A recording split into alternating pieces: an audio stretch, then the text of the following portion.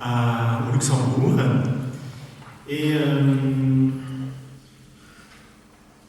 il occupe la chaire théologie libérale du séminaire ménonite à l'Université libre d'Amsterdam. Et là, il dirige un programme de recherche sur l'éthique des institutions, notamment l'éthique philosophique de la finance et du monde de la santé. Et son intérêt se focalise sur l'acte et l'éthique du croire comme vecteur de la déconstruction, nous irons voilà, intrinsèque à la pensée métaphysique. Merci, donc je suis une sorte de prédicateur de la déconstruction. Ouais, c'est pas mal. Le titre Jacques Ellul et sa méthode d'exégèse des lieux communs. Et un sous-titre vers une heuristique raisonnée de la techno-rhétorique. Le livre Le bluff technologique de Jacques Ellul se termine par une réflexion sur l'invention de l'homme. Aujourd'hui, on rencontre cette question, cette problématique dans le phénomène de l'intelligence artificielle. De plus en plus, la machine se transforme en robot quasiment humain. Elle prend l'allure d'un être virtuellement vivant pour moi. Et ceci pose un problème. Par exemple, dans le monde médical, où le robot Da Vinci est de plus en plus sophistiqué et s'insère entre le corps et l'esprit du chirurgien et le corps du patient. Les deux, l'un par rapport à l'autre, entrent ainsi en une relation médiatisée, tandis qu'avec la machine, ils entretiennent plutôt un rapport direct. Or, contrairement à ce que j'avais prévu, malheureusement pour vous peut-être, je ne vais pas traiter de cette technologie médicale. Parce que notre question s'est imposée avec priorité, à savoir celle de la rhétorique technicienne qui nous demande de nous adapter aux machines intelligentes. Nous savons que Jacques Ellul a systématiquement lié sa critique du système technique à sa critique sur la propagande et la communication moderne. Le système technique a tendance de s'imposer comme une fatalité avec une allure quasiment religieuse et mystique. Et tout de même, les défenseurs de cette technique, de ce système technique, font croire que même ce système reste toujours encore maîtrisable. Alors, selon Ellul, ces défenseurs s'appuient sur une croyance, et une croyance est toujours basée sur une rhétorique spécifique du faire croire et aussi de se faire croire.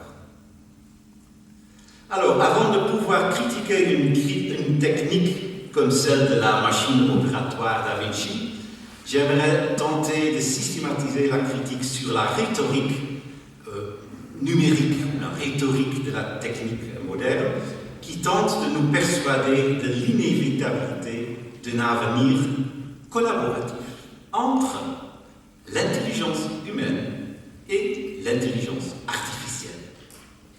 Ma question pour aujourd'hui sera donc comme suivante. Peut-on, à la base du travail d'Ellul, établir quelque chose comme une topique rhétorique, une heuristique systématisée qui pourrait orienter la réflexion critique sur l'intelligence artificielle et son rapport à l'homme? Pour y répondre, je vous présenterai d'abord un livre, Human Machine, que j'ai essayé de lire plutôt. C'est un livre plein de conseils pragmatiques. Comment collaborer avec, pour l'homme, conseil à l'homme, comment collaborer avec des smart machines. Ensuite, nous allons découvrir l'exégèse des lieux communs que Ellul a proposé comme méthode de critique, comme méthode critique de la techno-rhétorique.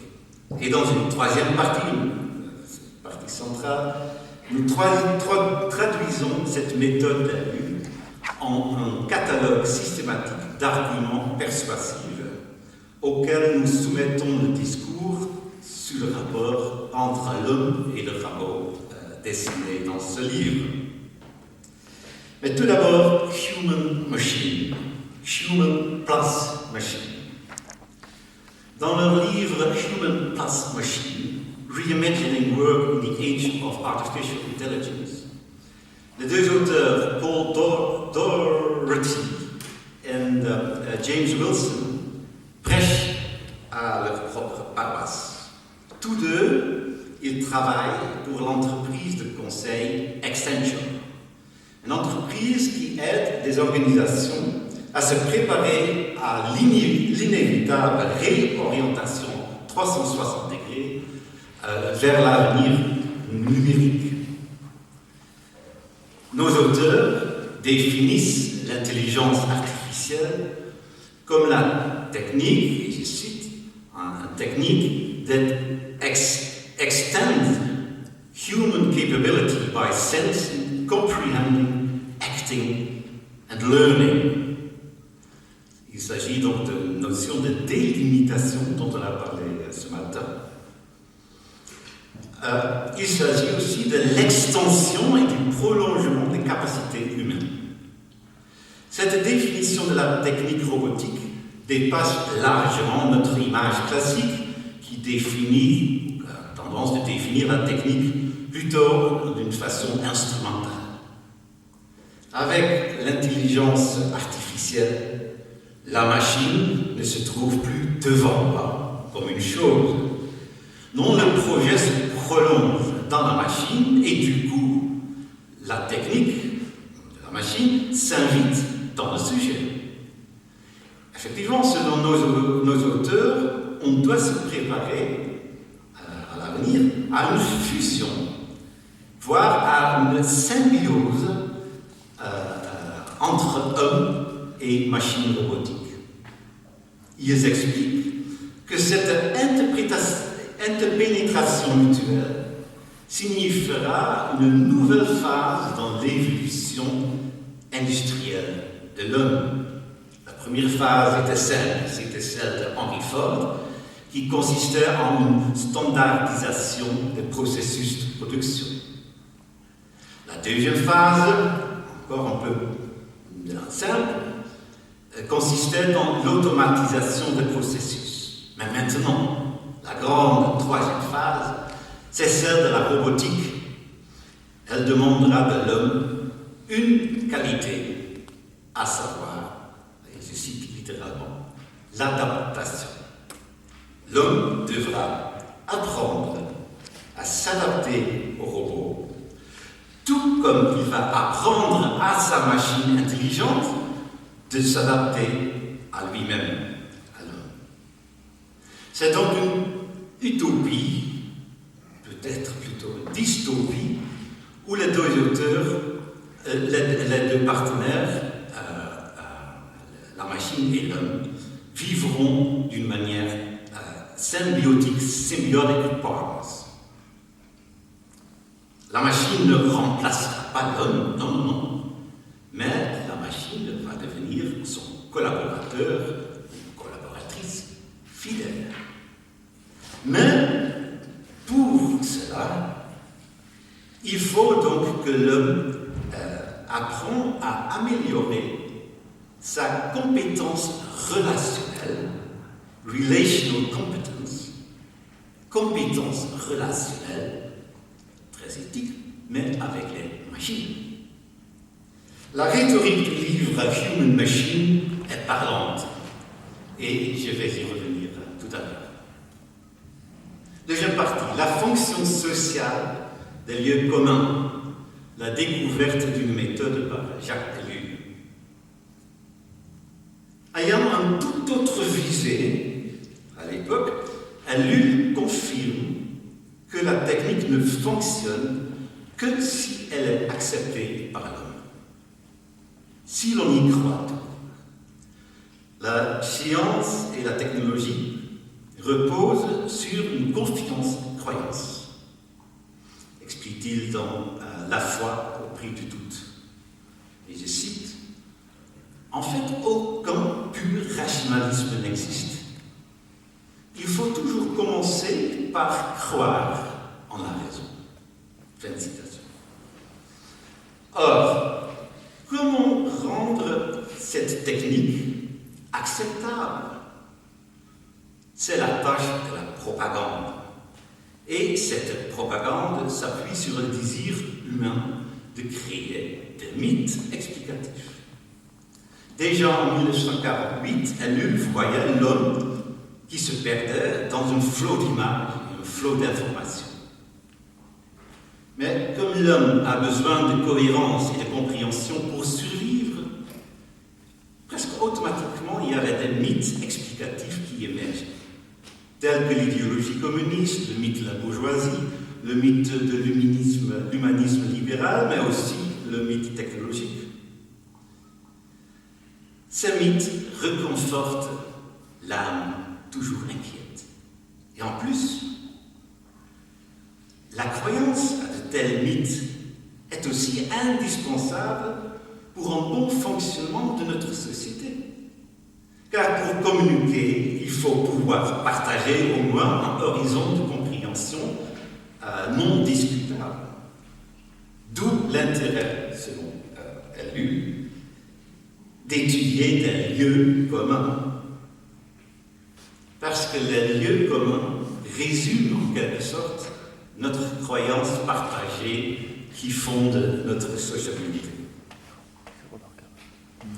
Or, c'est justement l'analyse critique des lieux communs qu'Ellul a découvert comme méthode scientifique pour diagnostiquer l'état de nos sociétés modernes, qui sont toujours déjà sous l'emprise de la technique. Cette méthode, chez Ellul, connaît une longue histoire dans son œuvre. Dans les directives pour un manifeste personnaliste qu'il a conçu en 1935 et qui a été corrigé légèrement par Bernard Charbonneau, Ellul explique d'avoir trouvé son interprétation critique de la société comme le résultat, je cite, le résultat d'une exégèse des lieux communs de cette société, c'est-à-dire de faits sans importance et de phrases innocentes par elles-mêmes, mais qui sont l'expression de courants idéologiques communs à tous qui font la société, que tout le monde admet, et par cela, qui indiquent un état d'âme général. Fin de citation. Sa critique des lieux communs concerne donc leur effectivité aveuglante en quelque sorte. Un lieu commun crée une auto-évidence. Pour Ellul, le lieu commun est donc, on pourrait traduire ça, quelque chose comme un performatif du croire. Il avait caractérisé les lieux communs ailleurs comme un catalogue d'illusions collectives. Troisième partie, faire un catalogue systématisé de l'argumentation technicienne à l'âge numérique. S'inspirant de Léon Bloy, Ellul a collectionné de nouveaux lieux communs par lesquels l'homme moderne, qui est soumis au système technique, essaye de s'auto-définir et de s'auto-déterminer. En choisissant l'exégèse des lieux communs, Ellul s'inscrit dans la longue tradition rhétorique. Avant d'être justificatrice, et selon la critique d'Ellul, donc illusoire, le lieu commun veut être, avait la fonction d'être persuasif. Le lieu commun est tout simplement un locus rhétorique. Et les anciens savaient qu'il véhiculait subrepticement toujours un ou plusieurs arguments. On a distingué trois sortes d'arguments cachés explicitement ou implicitement plus explicitement ou implicitement dans un lieu commun. Premièrement, on peut lire le lieu commun comme tout est simplement un argument déguisé. Deuxièmement, le lieu commun véhicule normalement une image, et grâce à cette richesse de lieux communs, on pourrait y trouver aussi un schéma argumentatif, c'est-à-dire un mini-raisonnement qui est une preuve en quelque sorte d'une quasi-évidence. Et troisièmement, justement, parce que le lieu commun est riche, il s'offre aussi comme étant un questionnement ouvert et thématique. Et le lieu commun invite ainsi toujours à chercher d'arguments et de contre-arguments. Le lieu commun se met au risque en invitant cette critique, comme Léo Blois et Ellul savent très bien exploiter. À partir de ces trois niveaux d'interprétation, la tradition rhétorique de Lars Vigendi a tenté d'établir une classification systématique des lieux. Les rhéteurs ont voulu créer un catalogue d'arguments aptes à faire adhérer le public aux opinions ou aux croyances proposées. À leur suite, je vais essayer de classifier à titre d'exemple 4 lieux communs avancés par Ellul, classifier ces lieux communs dans une typologie quadruple. Et chaque fois, je vais illustrer chaque type en invitant quelques passages de notre livre chevet, disons, Human plus Machine. Ainsi, nous pouvons vérifier si la méthode des lieux communs développée par Ellul a gardé son actualité. Premier type d'argumentation, l'argument d'analogie. Et voici le lieu commun. La machine est un objet neutre dont l'homme est le maître. La machine est un objet neutre dont l'homme est le maître. Il s'agit d'un argument par analogie, c'est-à-dire qu'il y a deux sphères hétérogènes qui sont rapprochées dans ce lieu commun, de telle façon que ce qui vaut dans une domaine doit valoir également dans l'autre. La sphère première, dans le lieu commun, la machine est un objet neutre dont l'homme est le maître. La première sphère est celle du social, où l'homme peut être maître, par exemple, d'un esclave. L'autre sphère est celle du réel, où il y a des choses animées et des choses inanimées. Or, une machine est un objet sans vie. Et contrairement à ce qui a force ou vie, une machine morte ne peut nuire à personne. D'où la vérité, l'évidence, presque, du lieu commun.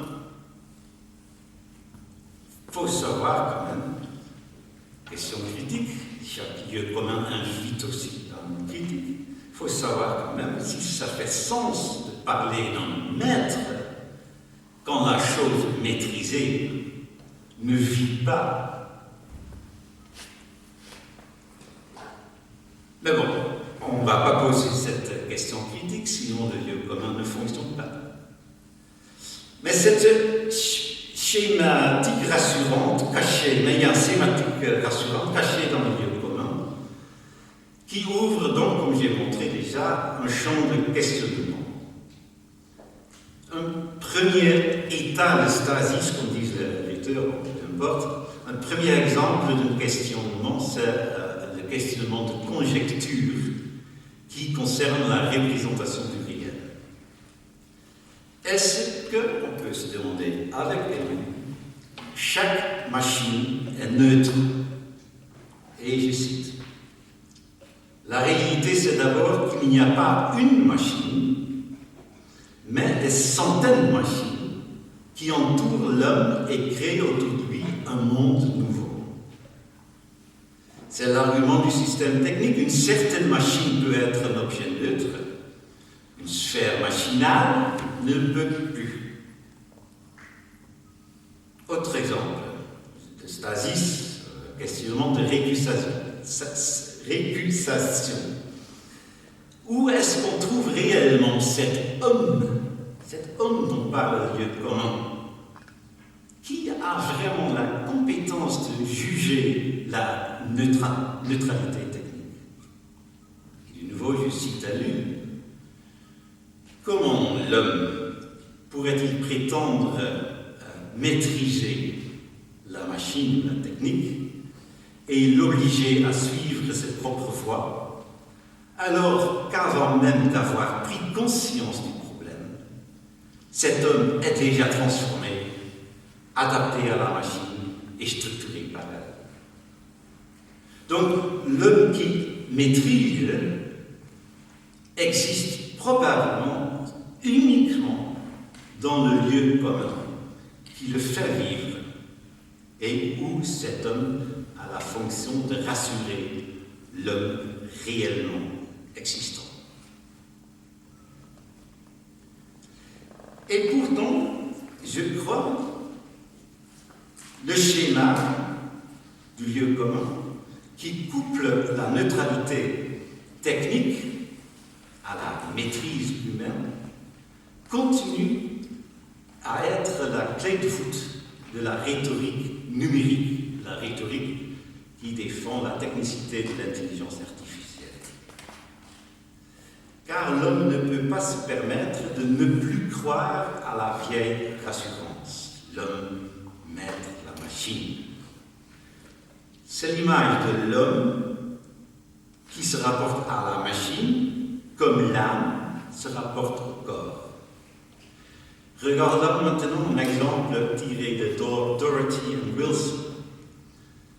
Les auteurs expliquent que dans le rapport entre l'homme intelligent et smart machine, l'homme aura le devoir d'entraîner, d'expliquer et de soutenir la machine, et que la machine est capable d'augmenter la capacité humaine, de lui fournir des superpowers si cette machine a été bien éduquée.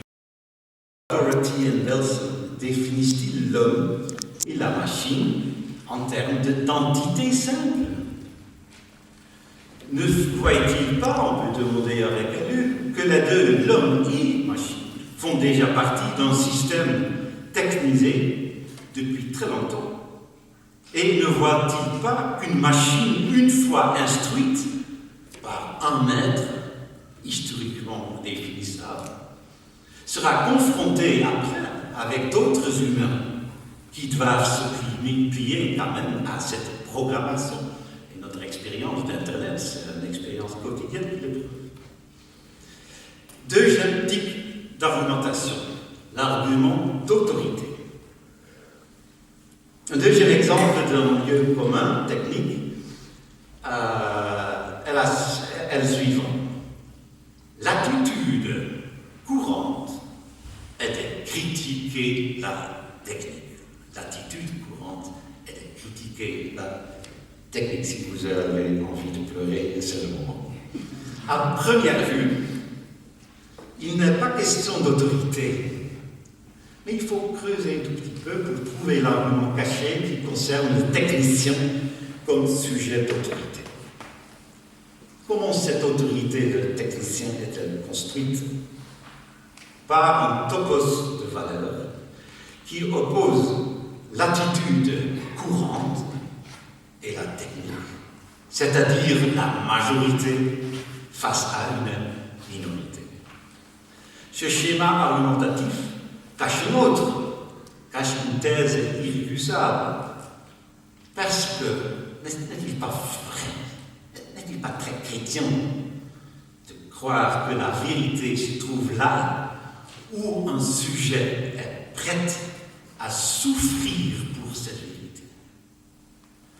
Le technicien implicite du lieu commun, souffre en martyr de l'incompréhension de cette attitude courante. Ce technicien se sacrifie pour la vérité.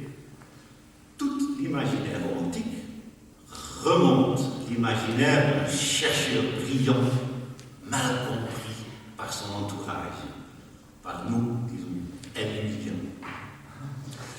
Or, le fait que nos deux auteurs du livre Human Machine n'écrivent pas seulement sur l'intelligence artificielle, mais qu'ils en profitent en même temps comme étant employés par cette entreprise, pourrait provoquer, bien sûr, notre critique. C'est trop facile. Ils savent, les deux auteurs. D'où leur geste rhétorique, geste de séduction à la fin du livre. Et ils confessent, c'est vraiment sur une tonalité de confession. Je cite: Our commitment to skills for the age of artificial intelligence. Ça, c'est le titre de leur confession. Et voilà la confession même. We strongly believe that artificial intelligence will yield innovations that truly improve the way the world works and lives. Et pour nous convaincre de leur conviction, de leur sincérité, ils promettent même de donner tous les net royalties, donc le revenu, le bénéfice de vente sur Internet, au projet d'éducation, au projet d'entraînement, mais bien sûr au projet d'éducation en fusion skills, c'est-à-dire apprendre à vivre comme ami de la machine.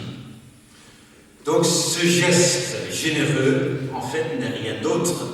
Ils disent qu'ils vont investir le bénéfice de leur projet, de leurs livres, dans des projets qui vont vendre encore plus de livres, parce que c'est un livre d'enseignement.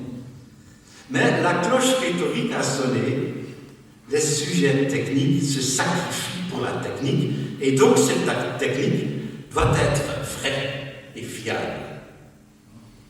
Troisième type d'argumentation, l'argument de cadrage. De nouveau, un troisième lieu commun tiré de Jacques Ellul. Il n'est science que chiffrée. Il n'est science de science que chiffrée. Un argument de cadrage consiste à fonder la validité d'une proposition sur la structure du réel, ou du moins sur la présentation que nous en donnons. Cadrage donc parce qu'on accentue une certaine vision de la réalité en escamotant d'autres visions possibles. Or, sous-entendu dans notre lieu commun, on trouve ce problème de cadrage. Si le sujet construit la réalité à partir de son propre point de vue, la connaissance qui en résulte ne peut être fiable et universellement partageable. La vraie science devrait voir la réalité à travers le paradigme mathématique. Ainsi, elle est capable de purger la connaissance subjective en effaçant toutes les traces de la personnalité.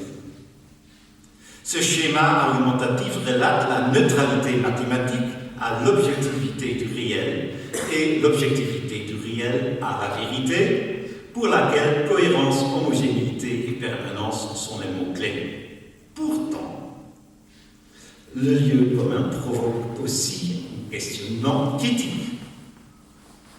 Comment, demande Jacques Ellul, comment penser en mathématiques la qualité de l'expérience humaine? Et je cite, pour appliquer la méthode mathématique à l'homme, il faut commencer par le diviser en chiffrable et non chiffrable. Il faut ensuite éliminer cette seconde partie. Fin de citation. Autrement dit, pour être objectif face à l'homme, il faut créer une schizophrénie humaine. Comment dans Human Machine, ce lieu commun fait son apparition? À première vue, il ne le fait pas. Nos auteurs prêchent le politiquement correct. Ici, c'est leadership qui est le mot magique. Et je cite, c'est une injonction, c'est un impératif.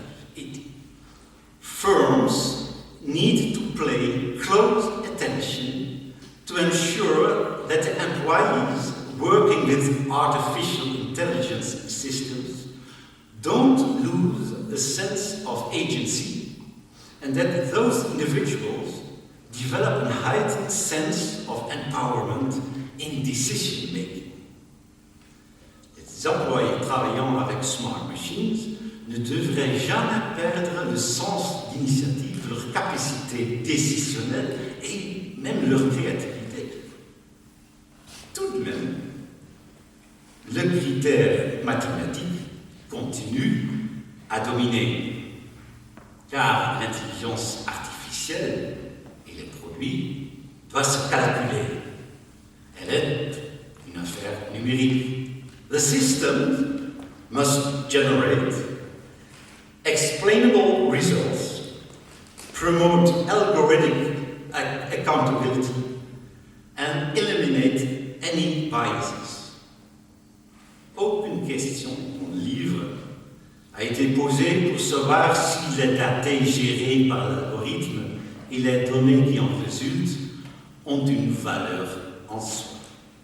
Quatrième et dernier type d'argumentation, l'argument de communauté. Tout lieu commun sert à justifier une situation existante ou une opinion donnée. Et cela implique toujours l'argument de communauté. Prenons l'exemple du lieu commun trouvé chez Jacques Ellul. La fin justifie les moyens. Ce lieu commun explique, c'est très malin, c'est un lieu commun très malin.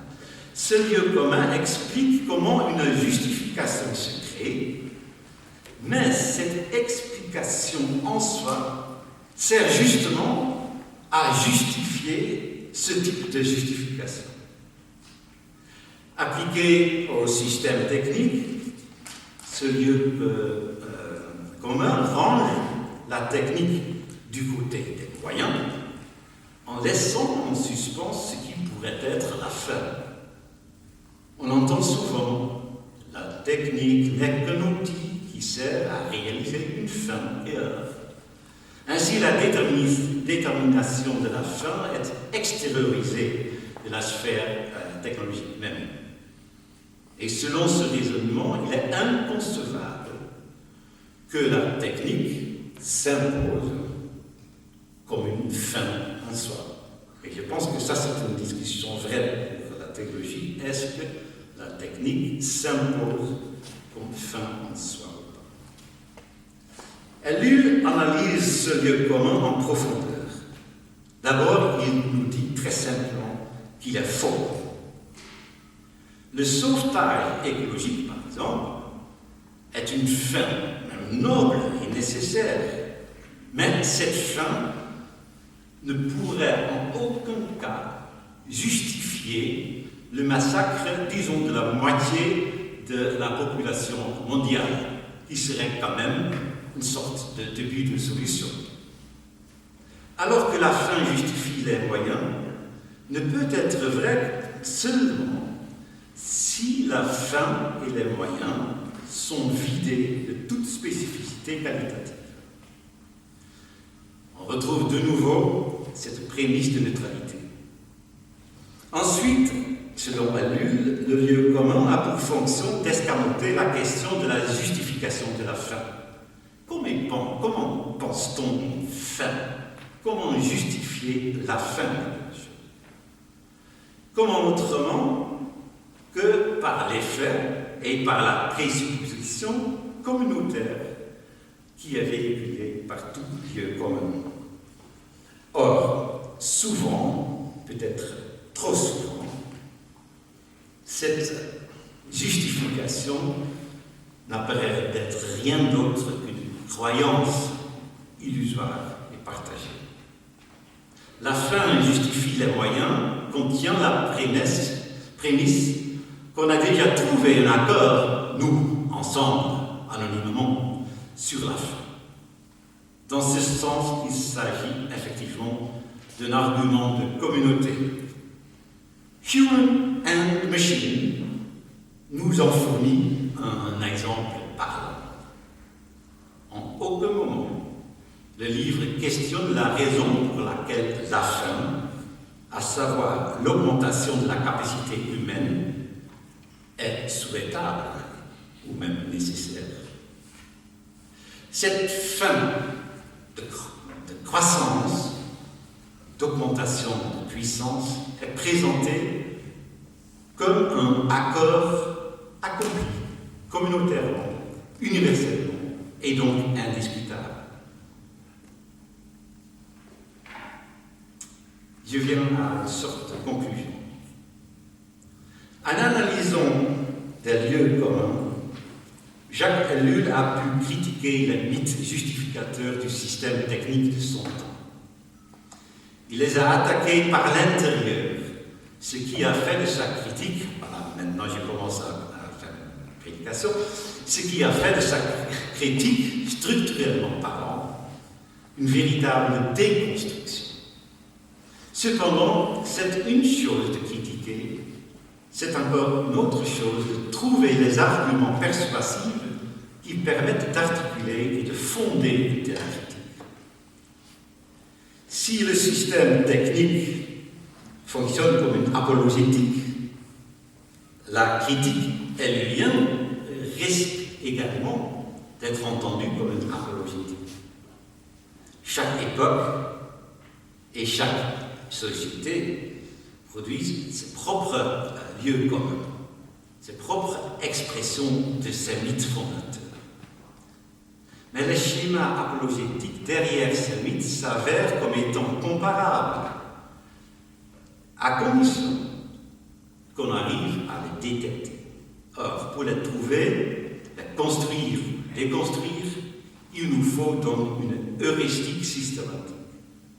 La tradition rhétorique d'Aristote à Péroman nous l'avait enseigné.